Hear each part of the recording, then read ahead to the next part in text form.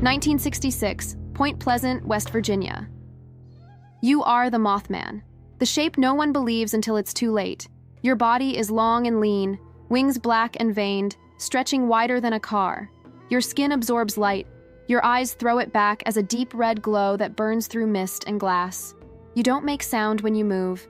The only thing louder than your wings is the silence that follows you. For weeks, you've been drawn to the same vibration. It starts deep in your chest every night, a pulse that doesn't belong to you. The more it grows, the more the air feels wrong, heavy, electric, like a storm that never arrives. You know what it means. You felt it before, and it always ends the same way, with screaming metal and vanishing lives. You don't bring death, you sense it. You are forced to feel it long before anyone else does. Tonight, the pulse drags you to the bridge again, steel stretching across the Black River, packed with headlights moving slow through fog. You land high on the frame, claws gripping cold metal. Beneath you, laughter. A child presses her face to the car window, eyes catching the red light from yours. She turns away fast, pulling her father's sleeve. He tells her there's nothing there. They always do. The vibration gets stronger. It isn't the wind. It's the structure itself. Old steel, heavy weight, hidden rot. Every second feels stretched.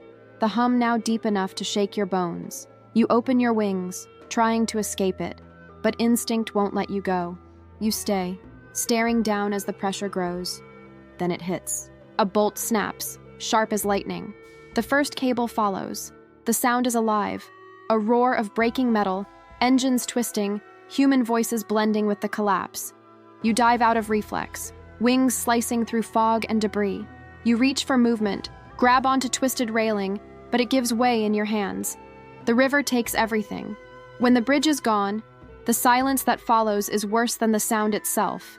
The air smells of gasoline and cold iron. The water carries pieces of what was there: light, glass, flesh, sound. You hover above it all, wings dripping, every instinct screaming to flee, but you can't. You feel each life go out like a candle being crushed. And somewhere inside, the vibration fades, replaced by an emptiness that always comes after. By morning, the water will hide the truth. Divers will search. Names will fill the papers. No one will mention the pulse, the sound, the warning. They'll talk about you. They'll say a creature with red eyes flew over the bridge before it fell, that you caused it, that you cursed the town. They'll draw your wings too big, your body too monstrous. But the worst part isn't being called a monster.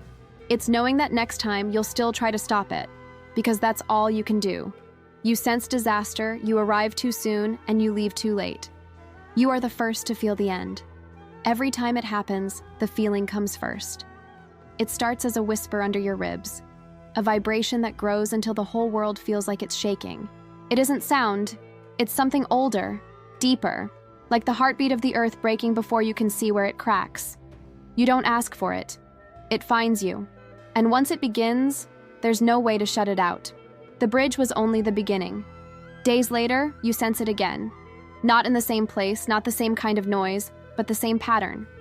A pulse, a warning, a weight pressing against your chest. You try to hide from it, to bury yourself in the forest where no one goes, but the signal follows. Trees tremble when you move. Birds scatter before you even rise from the ground. You no longer belong to the night. You are bound to whatever force keeps breaking it. The humans never stop talking about what they saw. They give you names you don't understand. Monster, angel, experiment. They say you bring destruction, but you never bring anything. You arrive already too late. You try to stay away, but the pull returns every time. The air turns heavy, your wings tighten, and you feel the same storm building again. Every warning feels like a punishment. Every attempt to flee only proves you can't escape what you are. The next vision comes sharper. Not a sight, not a dream, more like a flood of sensations. The sound of metal bending, the smell of burning oil, the cold touch of panic that isn't yours. You see faces, flashes of movement, the end before it happens. You cry out, but nothing leaves your throat. No one ever hears you. You are a creature of warnings that can't be spoken. You fly across empty fields, through valleys filled with fog, searching for quiet. There isn't any. The vibration keeps coming, the same endless rhythm that announces something else is about to fall. You stop fighting it.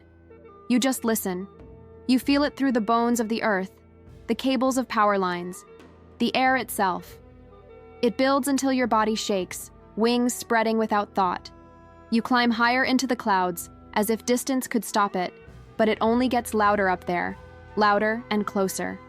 You understand now that you aren't meant to prevent anything. You are only meant to witness it. Every disaster wants eyes, and yours are the ones cursed to see. You sense the collapse. You arrive in time to feel it, and you disappear before they find someone else to blame. You are the last warning the world ignores, and the first thing it remembers after it falls apart. The stories spread faster than the truth ever could. Weeks after the bridge fell, strangers drive into town just to search for you. Reporters camp near the woods, hunters load their rifles, and every pair of red taillights in the dark looks like your eyes to someone who wants to believe. You don't know these people, but they talk about you like they've met you. They invent your purpose, your origin, your shape. And every time they say your name, the lie becomes heavier. You try to stay hidden. The forest feels safe enough until you realize it isn't quiet anymore. Radios echo from parked trucks. Flashlights cut through the trees like spears. You watch them move below you, slow and careful, whispering as they look for the thing they already decided you are. It was here, one says. I saw it. They don't see the birds that fled before they arrived. They don't notice the silence that always comes before the vibration. All they want is proof. Proof that the monster exists. You move through the branches without sound. The mist clings to your wings, your body half shadow, half memory. You should leave, but curiosity traps you the same way fear traps them. You want to see how they see you. Then one of them looks up, flashlight beam slicing across your chest. The reaction is instant. A shout, a shot, chaos. You drop from the tree line, the ground erupting behind you as bullets crack through leaves. You don't bleed like they do, but the noise shakes something inside you that feels close to pain. You fly toward the water, away from light. In the reflection below, you catch your own shape. Long limbs, trembling wings, the red glow still burning from your face. For a second, you see what they see. Not the warning, not the fear you carry, only the thing that looks like death arriving too soon. And you finally understand. They will never separate you from what you appear to bring. In town, the fear becomes religion. Children are told not to wander after dark. Men claim they saw you above their house when their father died. Some call you a curse, others a sign from God. It doesn't matter which. Either way, they keep their eyes on the sky and their backs to the woods. They stay afraid, and that fear feeds your existence. You don't want it, but you can't escape it. You were made to feel the end coming, and they were made to see you as the cause. The pulse returns again. Distant, faint, but familiar. Another place, another warning. You turn away from Point Pleasant for the first time, rising above the forest and following the echo west. The town falls small beneath you, its lights fading one by one. Behind you, they'll tell stories for decades. They'll forget the sound of the cables breaking, but they'll remember your name. The creature with wings and eyes that glow before death. The omen they created because they were too afraid to face what really failed them. Years pass, but your name never leaves Point Pleasant. At first, it spreads through whispers, then radio, then printed headlines that reach beyond the state. The Birdman, the creature of death, the Mothman. The same story, told 100 ways by people who never saw you. You stop being a witness and become a headline. Your shape changes with every retelling, sometimes wings of feathers, sometimes skin of scales, sometimes eyes that burn holes through walls. No one ever agrees, but none of them care if they're wrong. The lie travels better than the truth. You keep moving, forest to forest, state to state, always following the pulse that refuses to let you rest. In every place, the same pattern repeats: the hum, the tension, the collapse. You appear before destruction, and the legend grows stronger each time. By the time the humans reach the next disaster, they're already looking for you in the smoke. Cameras point upward instead of forward. They stopped listening long ago. The world modernizes, but your story doesn't. Books sell your face on their covers. Late-night hosts turn your name into a joke. Statues rise where people once screamed. Tourists come to take pictures with your shadow, never realizing what that shadow meant. You watch from above as children laugh under the metal figure that wears your shape. They don't feel the same pressure in the air. They don't hear the echo that never stopped ringing after the bridge fell. Some call you alien, some call you angel. Others say you were a government weapon left behind. Every explanation misses the same point. None of them want to admit that disasters happen on their own.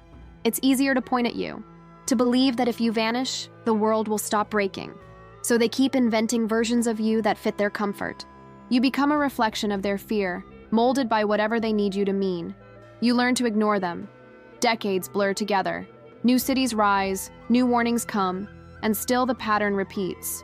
You start to wonder if you were created by the same force that breaks bridges, burns plants, crashes planes. If you and the disaster are two sides of the same signal, the moment you appear, the end begins. You can't tell which of you comes first anymore. You stop counting years. Every generation thinks it's the first to see you, the first to warn others, the first to make sense of it. None ever listen. They stare into the dark, hoping for answers, and only find your eyes looking back. The years keep moving, but time doesn't touch you. You've watched cities rise from the ruins of others, new bridges standing where the old ones sank. The pattern never changes. A hum in the air, a pull in your chest, then silence right before everything falls apart. You stopped hoping it would end long ago. The curse doesn't fade, it waits. You appear now in places you've never seen. Overburning plants, collapsing towers, broken reactors. The faces change, the fear stays the same. Every time they look up and say your name, they think you came back to warn them, but you never left. The vibration inside you never stopped. It carries you from one disaster to the next, like a storm that never lands. You hover above wreckage that smells of dust and fire, wings heavy, eyes fixed on what's left. You see them pull bodies from rubble, blame each other, pray, rebuild. You know how it ends. They'll forget the warning. They'll remember the shape. And the next time they hear that same hum in the air, they'll look to the sky and see you again. The same red glow, the same omen they never learned to understand. Decades of this have stripped away what you were. You aren't a creature anymore. You're a pattern.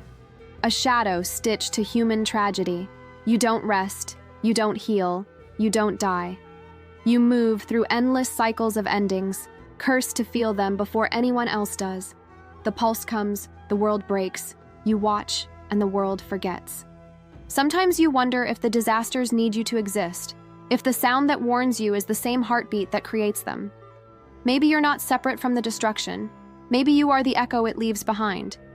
You can't tell anymore where the warning ends and you begin. The sky tonight feels the same as it did over Point Pleasant. The air hums again, steady and slow, a familiar rhythm returning after years of false quiet. Down below, another city sleeps, lights flickering like sparks waiting for the wind. You know what's coming. You always do. You spread your wings, lift into the clouds, and wait for the sound to stop. It never does. Because being Mothman isn't about bringing death, it's about living inside it, forever.